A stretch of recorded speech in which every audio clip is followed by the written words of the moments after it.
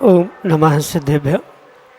नमो नमः तीर्थंकराय वीराय भव्याम्बुजभास्कराय अनंतलोकाय सुरार्चिताय देवादिदेवाय नमो जिनाय देवादिदेवाय नमो जिनाय। पंच परमेष्टि भगवान की परम पूज्य आचार्य भगवंत गुरुवर विशुद्ध सागर जी मुनि महाराज जी की, परम पूज्य मुनि श्री सुप्रभ सागर जी महाराज जी की।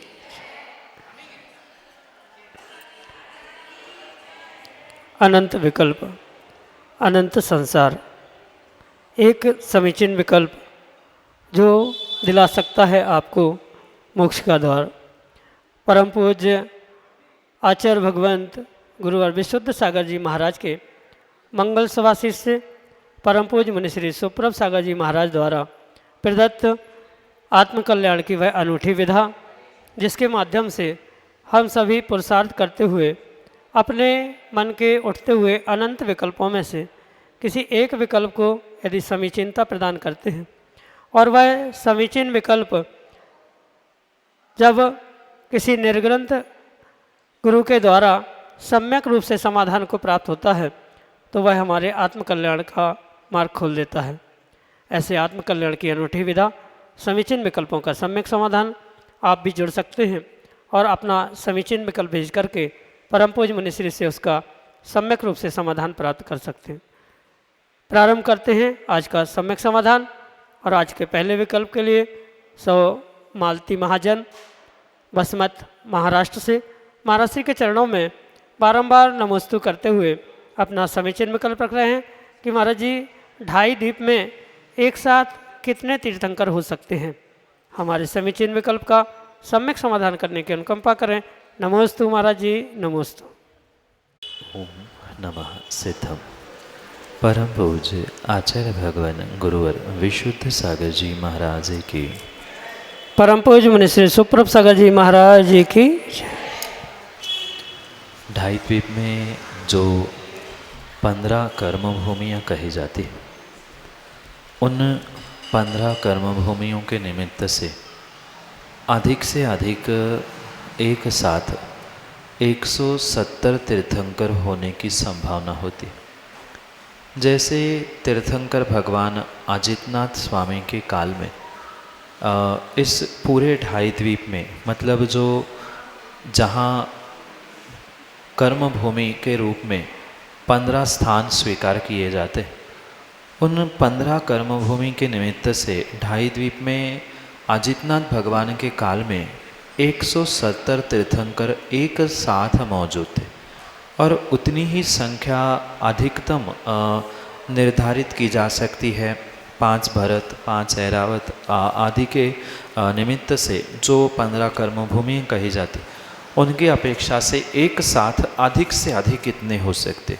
कम से कम तो जैसे उस विदेह क्षेत्र में 20 विद्यमान तीर्थंकर होते हैं, उन 20 विद्यमान तीर्थंकरों का होना स्वाभाविक रूप से है ही, वो तो 20 होते ही है, कम से कम 20 और अधिक से अधिक 170, इतनी इस 2.5 द्वीप के निमित्त से तीर्थंकरों की कुल संख्या आचार्य भगवंतों ने आगम ग्रंथों में प्रणीत की है। वह श्रद्धा करने और समझने योग्य है, क्योंकि ये परोक्ष प्रमाण आगम से ही सिद्ध किया जा सकता है। और ये आगम प्रमाण से कम 20 और अधिक से अधिक 170 इस प्रकार से तीर्थंकर की संख्या प्राप्त होती है। यही आपके लिए सम्यक समाधि। वृद्धि जैन उज्जैन मध्य प्रदेश से महाराज श्री के चरणों में नमोस्तु करते हुए कह रहे हैं कि महाराज जी सभी मुनिराज एवं माता जी मुद्रा लेकर ही आहार के लिए क्यों जाते हैं, बिना मुद्रा के क्यों नहीं। हमारे समीचीन विकल्प का सम्यक समाधान करने की अनुकंपा करें। नमोस्तु महाराज जी, नमोस्तु। मुद्रा लेना चाहे निर्ग्रंथ मुनिराज के लिए या आर्यिका माँ के लिए हो, ये अनिवार्य नहीं है पर आवश्यक है। कहने का तात्पर्य ये है कि आहार चर्या के लिए जब मुनिराज या आर्यिका माँ निकलते हैं तो उस समय पर उनका जो निर्धारित मुद्रा लेने का कार्य वर्तमान में देखने में आता है या आगम में भी पढ़ने में आता है। उसके पीछे वर्तमान के परिप्रेक्ष्य में जो व्यवस्थाएं हैं और वर्तमान ही नहीं भूत के भी परिप्रेक्ष्य में जो व्यवस्था है उनको समझने की आवश्यकता है। बिना मुद्रा लिए अगर कोई आहार करने के लिए जा रहा है तो उसमें आगम के परिप्रेक्ष्य में या मुनिराजों के 28 मूल गुणों में ऐष्णा समिति में किसी भी प्रकार से कोई दोष नहीं लगता। ये मात्र आवश्यक श्रावकों की अपेक्षा से है कि मुनिराज आहार चर्या के लिए निकले हैं। ये श्रावक पता कैसे कर पाएगा कि मुनिराज इस समय पर निकले हैं, क्योंकि 9, 10, 11 बजे के आसपास जो आहार चर्या का समय वर्तमान में देखने में आता है। तो मुनिराज आहार के लिए निकले हैं, उनका पड़घान करना है, उनके लिए शुद्ध आहार कराना है। ये बोध कैसे हो पाता अगर वे बिना मुद्रा के निकलते। ऐसा भी आगम ग्रंथों में प्रमाण मिलता है कि मुनिराज बिना मुद्रा के भी आहारचर्या के लिए जाते थे। आचार्य भगवान शांति सागर महाराज के पूर्व के काल में जो मुनिराज जंगल आदि में निवास करते थे तो वे निर्धारित समय पे नगर की ओर बढ़ते थे। ग्रंथों में भी लिखा है, कमंडल खाली देखते हुए श्रावक उसमें पानी भरते हुए उनका पड़घान आदि करते थे। तो ऐसा अनिवार्य नहीं है कि उनके लिए मुद्रा लगाकर ही जाना, चाहे वह मुनिराज हो या आर्यिका माँ हो। पर श्रावक पता कैसे करे कि ये मुनिराज आहार करने के लिए निकले, क्योंकि किन्हीं मुनिराजों का या आर्यिका माँ का उपवास हो सकता है उस समय पर मंदिर के दर्शन करने के लिए, या अन्यत्र एक स्थान से दूसरे स्थान विहार करते हुए मिले। तो कौन आहार करना की भावना रखता है या आहार के लिए निकला है, कौन नहीं निकला है, इनमें विभाजन नहीं किया जा सकता। इस अपेक्षा से उनके लिए मुद्रा लगाकर निकलना ये व्यवस्था बनाई है। मुनिराज इस प्रकार से मुद्रा लगाते हैं, आर्यिका माँ इस प्रकार से, और अनेक विधाएं उनके बीच में वर्तमान में प्राप्त होती है। पूर्व काल में ऐसा भी देखने में आता था कि मुनिराज पहले मंदिर से निकलते हुए सीधे ही नीचे हाथ करके हुए निकलते, और जैसे ही चौके के पास पहुंचते हैं या कहीं पड़घान करते हुए मिलते थे फिर मुद्रा लगाते थे। तो नाना प्रकार की इसमें व्यवस्था आगम ग्रंथों में आचार्य भगवंतों ने बताई है।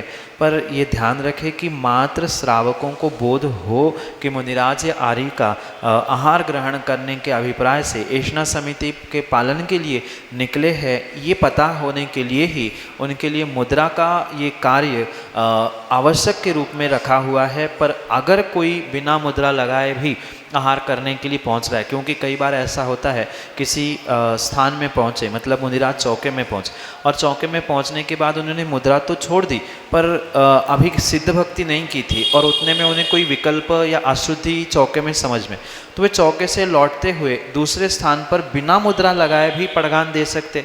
उसमें किसी भी प्रकार से कोई दोष नहीं है। आवश्यक नहीं है कि मुद्रा लगा के ही पहुंचेंगे तो ही पड़घान करना चाहिए। एक ये सांकेतिक क्रिया है, पता चलना चाहिए, इसलिए व्यवस्था बनाई गई है। पर मुद्रा लगाना ही पड़ेगी, नहीं लगाने से उनके मूल गुणों में ऐष्णा समिति आदि में दोष लगता है, ऐसा किंचित भी नहीं है। ये व्यवस्था बनाने के लिए ये कार्य मुनिराज और आर्यिका के लिए कहा जाता है। यही आपके लिए सम्यक समाधि। हीरालाल बिलाला, अध्यक्ष मुनि व्यवस्था समिति उज्जैन मध्य प्रदेश से, अगले समीचीन विकल्प के लिए। दोनों महाराज जी के चरणों में 3 बार नमोस्तु नमोस्तु नमोस्तु। महाराज जी, अभी बड़ौद के अंदर 8 दीक्षाएं हुई। आचार्य विष्णु सागर जी महाराज के संगस्थ ब्रह्मचारी लोगों ने 8 दीक्षाएं वहाँ पे भव्य कार्यक्रम हुआ दिनांक 25 तारीख को, और उस कार्यक्रम में महाराज जी ने अलग अलग प्रकार से मुनियों को जो है नियम दिलवाए कि आपको संघ में रहने का है, आपके साथ कम से कम 2 मुनि होने का है, आपको टीवी मोबाइल नहीं रखने का है, और भी अलग अलग तरह की बहुत सारी चीज़ें हमने देखी कि मंदिरों में कोई भेदभाव नहीं करने का है, किसी प्रकार का परिग्रह नहीं रखने का है, जो कि दूसरे लोग। और हम देख रहे हैं कि आपके आहारचर्या में आज पिछले 4.5 महीने से लोग बाग देख रहे हैं कि किसी प्रकार का परिग्रह नाम की कोई चीज़ नहीं।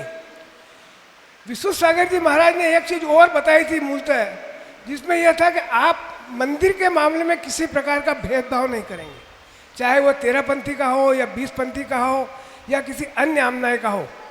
लेकिन फिर भी हमने देखा है कि कतिपय विघ्न संतोषी लोग कुछ न कुछ इस प्रकार से वातावरण निर्मित कर देते हैं कि समाज के अंदर अनावश्यक रूप से जो है विवाद की स्थिति बनती है। महाराज जी, हम जो देख रहे हैं यहाँ पे कि विशुद्ध सागर जी महाराज ने तो बहुत कम नियम दिलवाए थे, लेकिन आप उससे भी ज़्यादा इस प्रकार से नियम का पालन कर रहे हैं जैसे ऐसा लग रहा है कि साक्षात चतुर्थ काल के मुनि हमारे सामने यहाँ बैठे हुए हैं। इतनी कठोर तपस्या आपने पैदल जंगल के अंदर विहार किया है, जंगल के अंदर रातें गुजारी है, पहाड़ पे रातें गुजारी है, बारिश को नहीं देखा है। और हम यह देख रहे हैं कि मात्र 42 साल की उम्र में सीए की पढ़ाई करने के बाद भी आज आपको जैन शास्त्रों का, जैन का इतना ज़्यादा अध्ययन है। महाराज जी, हमारी तो बुद्धि काम नहीं करती है कि हम लोग जो है अभी एक एक दोहा, एक एक छंद याद नहीं कर पाते हैं।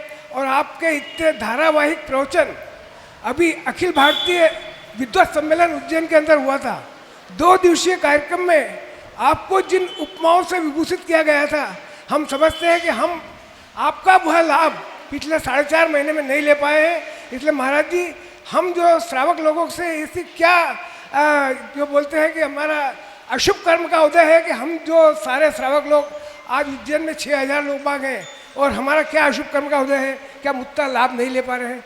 नमोस्तु महाराज, नमोस्तु। जीव कितने ही उत्कृष्ट निमित्त क्यों न प्राप्त हो, पर जब तक उसकी समझ में नहीं आती, जब तक उस व्यक्ति का, जीव का सातिशय पुण्य का उदय एकत्रित उदय में नहीं आता, तब तक किसी भी प्रकार से जीव अपने उन श्रेष्ठ निमित्तों को प्राप्त करने के बाद भी उसके माध्यम से अपने आत्म कल्याण की भावना नहीं रख पाता। क्योंकि आचार्यों ने स्पष्ट रूप से लिखा है, यथा गति तथा मति, यथा मति तथा गति। जैसे जीव की गति होने वाली है वैसे उसकी मति चलती है, और जैसी आज की मति है वैसे आने वाले समय में उनकी गति भी होती। इसलिए कौन कितना क्या ले पाया, क्या नहीं ले पाया, ये तो व्यक्तिगत उस जीव का स्वयं का पुण्य पाप है। पुण्यात्मा ही सच्चे देवशास्त्र गुरु का सन्निधि प्राप्त होने पर अपने आप को, अपने जीवन को बदलने के लिए उनकी सेवा, उनकी वैयावृत्ति, उनके उपदेश आदि सुनना आदि क्रियाओं में संलग्न हो सकता है। अन्यथा किसी भी प्रकार से किसी को ज़बरदस्ती करते हुए देवशास्त्र गुरु से जोड़ने का प्रयास बिल्कुल भी नहीं किया जा सकता। इसलिए ये अवश्य समझे, वर्तमान में भी जो इस नगर में आप जैसे कह रहे हैं बहुत जनसंख्या होने पर भी जो कुछ एक ही जीव आत्मीयता से और श्रद्धा से जुड़ पाए, ये उनका पूर्व जन्म का पुण्य का सातिशय उदय था कि वह जुड़ने का प्रयास कर पाए। और जो जुड़ने के बाद भी विघ्न संतोषी बनते हुए विपरीत कार्य करते गए, उनकी वैसी ही मति, क्योंकि गति बंदी है वैसे उन्होंने मति प्राप्त की। कुछ लोग जुड़ ही नहीं पाए, तो वो तो स्वाभाविक सी बात है, उनका वैसा नियोग ही नहीं बना, पुण्य का उदय नहीं था। और ये भी साथ में कर्मों की अपेक्षा से ध्यान देना होगा कि जिसका पूर्व जन्म का कुछ ना कुछ नियोग संयोग होता है, वो ही उन मुनिराजों से, उन संघों से, उन मंदिरों आदि से जुड़ सकता है। इसलिए किसी पर प्रेशर करते हुए बलात् उन्हें जोड़ने का या कुछ पुरुषार्थ करने की आवश्यकता नहीं है। ऐसे स्थिति में ये सीधा सा सूत्र हमेशा याद रखें कि यथा गति तथा मति और यथा मति तथा गति, मतलब जैसे जीव की आने वाली गति होने वाली है वैसी उसकी मति होती है। जो जो जीव देवशास्त्र गुरु से या चतुर्मास में जुड़ते हुए कुछ प्राप्त कर पाए हैं, नियम से उनकी आने वाली गति सुधरने वाली है, इसलिए निमित्त मिलने के बाद वे सुधरने का प्रयास, सुनने का प्रयास कर रहे हैं। पर जिनकी गति बिगड़ने ही वाली है वो उसमें भी विपरीतता को प्राप्त करते हुए, विपरीतता को ग्रहण करते हुए अपनी विपरीत गति को प्राप्त करने का ही पुरुषार्थ करते हैं। जैसे साक्षात तीर्थंकर आदिनाथ भगवान का निमित्त मिलने के बाद भी मारीची की होनहार कह दो, उसकी गति कह दो, वह विपरीत ही होने वाली थी, इसलिए समोशरण से भी भागकर उसने विपरीतता को प्राप्त किया, विपरीतता को ग्रहण किया। ऐसा ही वर्तमान के भी परिप्रेक्ष्य में समझे, जिसकी जैसी गति होनी है उसकी वैसी ही मति हो रही है। यही आपके लिए सम्यक समाधि। निधि लोहाड़िया, उज्जैन, मध्य प्रदेश से अगले समीचीन विकल्प के लिए। गुरुदेव के चरणों में बारंबार नमोस्तु नमोस्तु नमोस्तु गुरुदेव। गुरुदेव, जब ऋषिनगर में विधान चल रहा था उस टाइम आपने प्रवचन में दान की बात करी थी। तब आपने कहा था कि जब हम लोग लेडीज़ घर पे चौका लगाते हैं तो उसमें आप लेडीज़ों का क्या सहयोग है? जो दान आता है वो तो आपके पतियों के पैसों से आता है। तो गुरुदेव, मतलब हम लोग जैसे जो तैयारी करते हैं ये, तो उसमें हम क्या कर सकते हैं? हमारा क्या उसमें पुण्य नहीं है? क्योंकि हम तो हाउस वाइफ है। अगर जैसे हम जॉब करते तो हम हमारे पैसों से चौका लगा सकते थे, लेकिन हम तो हाउस वाइफ है, तो उस टाइम हम क्या कर सकते हैं? माँ, दान तो स्वयं के धन का, पैसों का ही होता है या उससे प्राप्त वस्तु का होता है। भले ही आप हाउस वाइफ हो, पर फिर भी ये विवेकपूर्वक समझना होगा कि हाउस वाइफ्स होने पर भी आपके लिए घर के या अन्य प्रकार के कार्यों के लिए जो खर्चा प्राप्त होता है, मतलब रूटीन की आवश्यकताओं के लिए जो आप पतिदेव से या अन्य किसी से जो खर्चा प्राप्त करते हैं, उनमें से बचाए हुए पैसों का ही आप अगर दान आदि के लिए प्रयोग करेंगे तो वह आपको विशेष फल के लिए होगा। क्योंकि एक परिवार है, आप भी उस प्रॉपर्टी के या घर परिवार के एक सदस्य है, इसलिए उस अपेक्षा से कुछ अंशों में तो आपको पुण्य मिलेगा, अनुमोदना का पुण्य मिलेगा, अपने शरीर से पुरुषार्थ किया उसका भी पुण्य मिलेगा। पर दान का पुण्य तभी मिलता है जब स्वयं के वस्तु को या स्वयं के द्रव्य का वहाँ प्रयोग है। जैसे हाउसवाइफ्स अपने खर्चे के लिए जो पॉकेट मनी के रूप में हो या अन्य भी गृहस्थी के लिए खर्चे के लिए जो आपको पैसे मिले, उनमें से बचाए हुए पैसे जैसे आप प्राइवेट यूज़ के लिए लेते हैं, वही प्राइवेट यूज़ की जगह आप कुछ सामग्री ले आ सकते। ज़रूरी नहीं है कि पूरा का पूरा आप खर्चा उठा लें। कुछ सामग्री, फल है, सब्जी है, जो सामान्य रूप से प्राप्त हो सकते हैं, दूध है आदि भी सामग्री आप अपने स्वयं के खर्चों से जो आपने सेविंग्स की है उस सेविंग्स के आप कर सकते हैं, जिससे आप विशेष रूप से दान का फल प्राप्त कर सकते हैं। ऐसा करने से ही आपको वह दान का विशेष फल मिलेगा। पाप उसमें नहीं है कि आपने घर के किसी व्यक्ति के द्रव्य का प्रयोग किया, पाप बिल्कुल नहीं है। पर जो विशेष फल आपको पुण्य का, दान का मिलने वाला है, वह आपके स्वयं के ही द्रव्य से मिलेगा। यही आपके लिए सम्यक समझ। श्रीमती सुधा जैन, सागर, मध्य प्रदेश से अगले समीचीन विकल्प के साथ हमारे सामने। ने कि ढाई द्वीप के बाहर, मानुष पर्वत के बाहर मनुष्य क्यों नहीं जा सकते, जबकि देव या विद्याधर कोई भी त्रेज को बाहर ले जाके डाल दे, मनुष्य क्यों नहीं जा सकते? नमस्ते। प्रांग मानुषोत्तर मनुष्य, इस प्रकार का सूत्र देते हुए भगवान उमा स्वामी तत्वार्थ सूत्र में सिद्धांत देते हैं कि मनुष्य किसी भी प्रकार से मानुषोत्तर पर्वत के पार, ढाई द्वीप के बाहर जा ही नहीं सकता।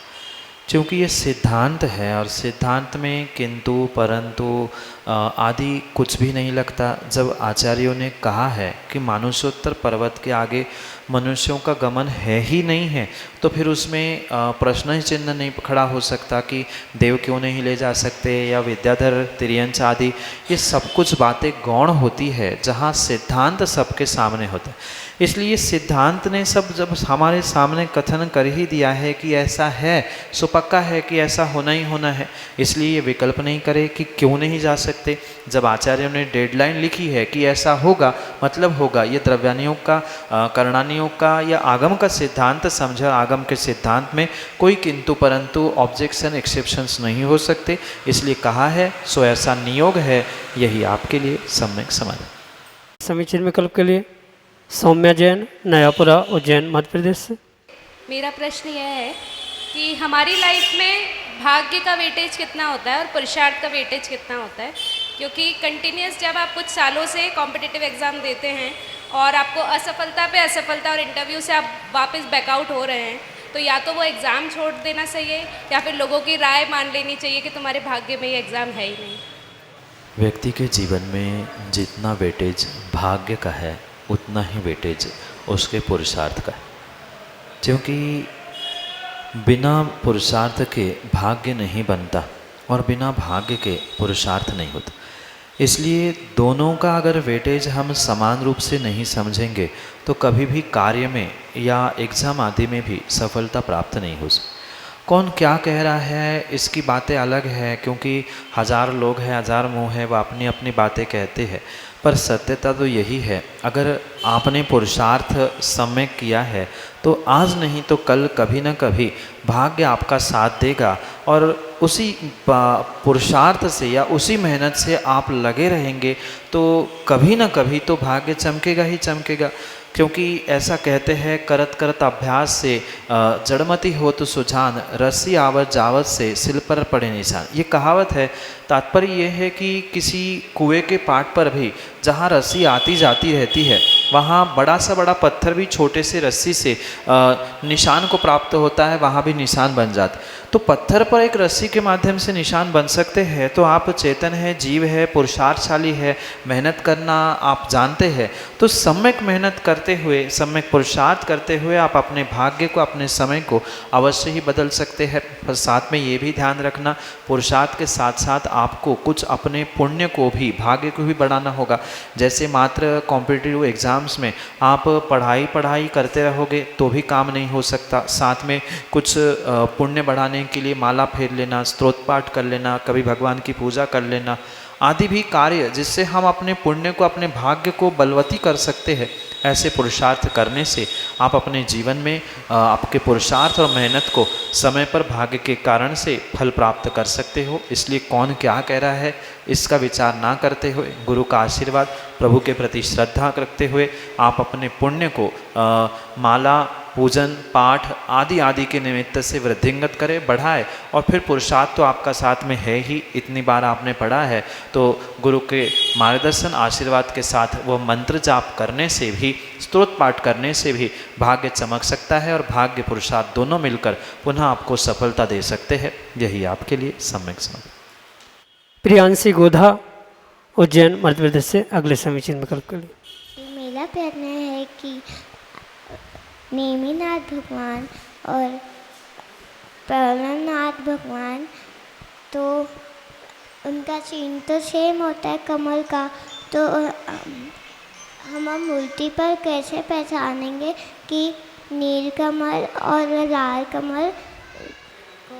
भगवान के चिन्ह के साथ साथ भगवान पर जो प्रशस्ति लिखी होती है उस प्रशस्ति पर स्पष्ट रूप से लिखा होता है कि अमुक भगवान कौन से। मात्र चिन्हों से ही उसकी पहचान नहीं होती। चिन्ह तो सामान्य रूप से समझ में आए इसलिए होते हैं, पर उसके अलावा भी जो उसकी प्रशस्ति होती है, मतलब कब विराजमान किए, किसने विराजमान किए, उसमें सबसे आखिरी में लिखा होता है कि पदम प्रभु है कि नमिनाथ है। तो उनको देखकर ही निर्णय किया जाता है। और चिन्हों में भी थोड़ा सा अंतर है। लाल कमल बनाते समय अन्य संकेतों से बनाया जाता है, नील कमल बनाते समय अन्य संकेतों से बनाया जाता है, क्योंकि कालांतर में उसके संकेत अलग अलग है। तो उस काल की अपेक्षा से उसके संकेतों को समझना होगा।